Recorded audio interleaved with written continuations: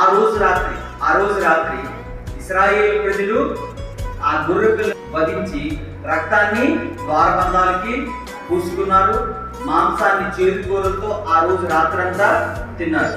దాంట్లో ఉన్నటువంటి సాదృశ్యం మనకి ఏం నేర్పిస్తుంది అని అంటే, మనం కూడా యేసయ్య ఆ గొర్రె పిల్లని యేసయ్య సాదృశ్యంగా పోల్చుకుని యేసయ్య చిందించినటువంటి రక్తాన్ని మనకి రక్షణగా భావించి ఈ రక్షణని ఎప్పుడు కూడా మనం కోల్పోకుండా ఉండాలి.